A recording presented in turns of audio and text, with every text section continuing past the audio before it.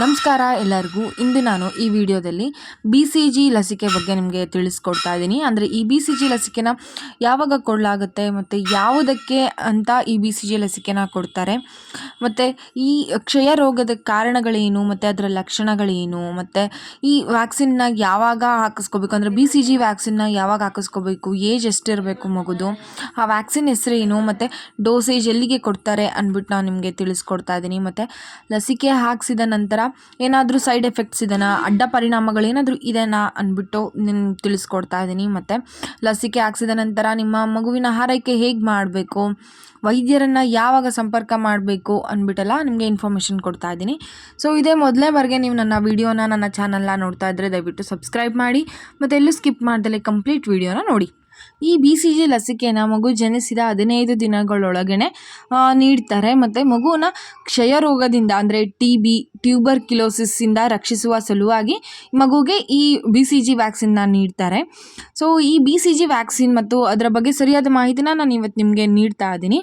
ಮೊದಲನೇದಾಗಿ ಮಗುವಿಗೆ ಲಸಿಕೆ BCG ಅಂದರೆ ಯಾವಾಗ ಕೊಡಬೇಕು, ಏನಕ್ಕೆ ಕೊಡ್ತಾರೆ ಈ ವ್ಯಾಕ್ಸಿನ್ನ ಅಂತ ನೋಡೋದಾದರೆ, ಮಗು ಹುಟ್ಟಿದಾಗ ಈ ವ್ಯಾಕ್ಸಿನ್ನ ಕೊಡ್ತಾರೆ. ಮತ್ತು ಕ್ಷಯ ರೋಗ TB ಟ್ಯೂಬರ್ಕ್ಯುಲೋಸಿಸ್ಸಿಂದ ಮಗುನ ರಕ್ಷಿಸೋದಕ್ಕೋಸ್ಕರ ಈ ವ್ಯಾಕ್ಸಿನ್ನ ಕೊಡ್ತಾರೆ. ಕ್ಷಯ ರೋಗದ ಕಾರಣಗಳು ಮತ್ತು ಲಕ್ಷಣಗಳು ಏನು ಅಂತ ನೋಡೋದಾದರೆ, ಈ ಕ್ಷಯ ರೋಗ ಅಂದರೆ TB ಮುಖ್ಯವಾಗಿ ಶ್ವಾಸಕೋಶದ ಮೇಲೆ ಪರಿಣಾಮ ಬೀಳ್ತಾ ಇರುತ್ತೆ. ಮತ್ತು ಇದೊಂದು ಸಾಂಕ್ರಾಮಿಕ ರೋಗ ಅಂತ ಹೇಳ್ಬೋದು.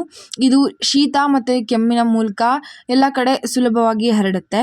ಮತ್ತು ರೋಗದ ಲಕ್ಷಣಗಳು ಏನು ಅಂತ ನೋಡೋದಾದರೆ, ಜ್ವರ ಬರ್ತಾ ಇರುತ್ತೆ, ಆಯಾಸ, ಕಿರಿಕಿರಿ, ದೇಹದ ತೂಕ ಇಳಿತಾ ಇರುತ್ತೆ, ಮತ್ತು ವೇಗವಾಗಿ ಭಾರಿ ಉಸಿರಾಟ ಆಡ್ತಾ ಇರ್ತಾರೆ. ಲಸಿಕೆ ಅಂದರೆ ವ್ಯಾಕ್ಸಿನ್ ವಿವರ ನೋಡೋದಾದರೆ, ಯಾವಾಗ ಕೊಡಬೇಕು ಅಂತ ಅಂದರೆ ಹುಟ್ಟಿದಾಗ ಮಗುಗೆ ಕೊಡಬೇಕು. ವ್ಯಾಕ್ಸಿನ್ ಹೆಸರು ಬಂದ್ಬಿಟ್ಟು ಬೆಸಿಲ್ಲಿ ಕಾಲ್ಮೆಟ್ ಗುಹೇರಿಯನ್ ಅಂದ್ಬಿಟ್ಟು. ಡೋಸೇಜ್ ಎಡ ತೋಳಿಗೆ 1 ಲಸಿಕೆ ಕೊಡ್ತಾರೆ. ಸೊ ಮಗು ಹುಟ್ಟಿದ ಸಮಯದಲ್ಲಿ ನಾವು ಲಸಿಕೆನ ಹಾಕಿಸ್ಲೇಬೇಕು. ಇನ್ ಕೇಸ್ ಹಾಕಿಸಿರಲಿಲ್ಲ ಅಂತಂದರೆ ಹುಟ್ಟಿದ 6 ತಿಂಗಳ ಒಳಗೆ ಆದ್ರೂ ನಾವು ಲಸಿಕೆನ ಹಾಕಿಸ್ಬೇಕಾಗತ್ತೆ.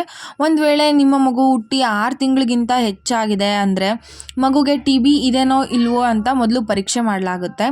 ಪರೀಕ್ಷೆ ಫಲಿತಾಂಶದ ಮೇಲೆ ನಿಮ್ಮ ಮಗುಗೆ ಲಸಿಕೆ ನೀಡಬೇಕೋ ಬೇಡವೋ ಅಂತಂದು ನಿರ್ಧಾರ ಮಾಡಲಾಗುತ್ತೆ.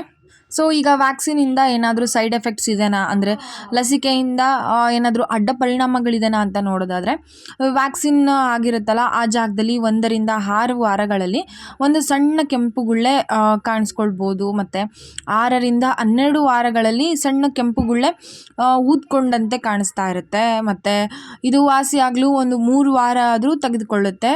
ಇದು ವಾಸಿಯಾದ ನಂತರ ಆ ಜಾಗದಲ್ಲಿ ಒಂದು ಸಣ್ಣ ಕಲೆ ಉಳ್ಕೊಳ್ಳುತ್ತೆ ಅಂತ ಹೇಳ್ಬೋದು. ವ್ಯಾಕ್ಸಿನ್ ಹಾಕ್ಸಿದ ಮೇಲೆ ಮಗುವಿನ ಆರೈಕೆ ಹೇಗೆ ಮಾಡೋದು ಅಂತ ನೋಡೋದಾದರೆ, ಈ ವ್ಯಾಕ್ಸಿನ್ ಹಾಕ್ಸಿರ್ತೀರಲ್ಲ, ಹಾಕ್ಸಿದ ತಕ್ಷಣವೇ ಮಗುವಿಗೆ ಫೀಡಿಂಗ್ ಮಾಡಬೇಕು, ಹಾಲು ಉಣಿಸ್ಬೇಕು. ಇದರಿಂದ ನಿಮ್ಮ ಮಗುವಿಗೆ ನೋವು ಕಡಿಮೆ ಆಗುತ್ತೆ. ಮತ್ತು ಸೋಂಕು ಆಗದಂತೆ ತಡಿಬೇಕು ಅಂತ ಅಂದರೆ ಎಲ್ಲಿ ವ್ಯಾಕ್ಸಿನ್ ಹಾಕ್ಸಿರ್ತೀರಲ್ಲ ಆ ಭಾಗದಲ್ಲಿ ಪ್ರತಿದಿನ ನೀರಿಂದ ತೊಳಿತಾ ಇರಿ. ಮತ್ತು ಊದಿಕೊಂಡ್ರೆ ಗಾಳಿ ಆಡುವಂತೆ ತೆಳುವಾದ ಬಟ್ಟೆನ ಜಾಗಕ್ಕೆ ಹಾಕ್ರಿ. ಮತ್ತು ಈ ವ್ಯಾಕ್ಸಿನ್ ಹಾಕ್ಸಿದ ಜಾಗದಲ್ಲಿ ಪ್ಲಾಸ್ಟರ್ ಎಲ್ಲ ಹಾಕೋದಕ್ಕೆ ಹೋಗ್ಬೇಡಿ. ಸೊ ವೈದ್ಯರನ್ನು ಯಾವಾಗ ಸಂಪರ್ಕಿಸಬೇಕು ಅಂತ ನೋಡೋದಾದರೆ, ಮಗುವಿಗೆ ಏನಾದರೂ 3 ದಿನಗಳಿಗಿಂತ ಜಾಸ್ತಿ ಏನಾದರೂ ಜ್ವರ ಬಂದರೆ ವೈದ್ಯರನ್ನು ಸಂಪರ್ಕಿಸೋದು ಒಳ್ಳೆಯದು. ಮತ್ತು ಊದ್ಕೊಂಡಿರುತ್ತಲ್ಲ ಅಂಥ ಜಾಗ ಎಲ್ಲೇನಾದರೂ ಸೋಂಕಾಗಿದ್ದರೆ, ಕೀವೇನಾದರೂ ತುಂಬಿಕೊಂಡಿದ್ರೆ ತಕ್ಷಣ ವೈದ್ಯರನ್ನು ಕಾಂಟ್ಯಾಕ್ಟ್ ಮಾಡೋದು ಒಳ್ಳೆಯದು. ಸೊ ಇದಿಷ್ಟು ಬಂದುಬಿಟ್ಟು BCG ಲಸಿಕೆ ಬಗ್ಗೆ, ಅಂದರೆ ಕ್ಷಯ ರೋಗ, TB ಟ್ಯೂಬರ್ಕ್ಯುಲೋಸಿಸ್ ವ್ಯಾಕ್ಸಿನ್ ಬಗ್ಗೆ ಇನ್ಫಾರ್ಮೇಷನು. ಈ ಇನ್ಫಾರ್ಮೇಷನ್ ನಿಮಗೆಲ್ಲರಿಗೂ ಉಪಯೋಗ ಆಗುತ್ತೆ ಅಂದ್ಕೊತೀನಿ. ಧನ್ಯವಾದಗಳು. ಜೈ ಶ್ರೀರಾಮ್.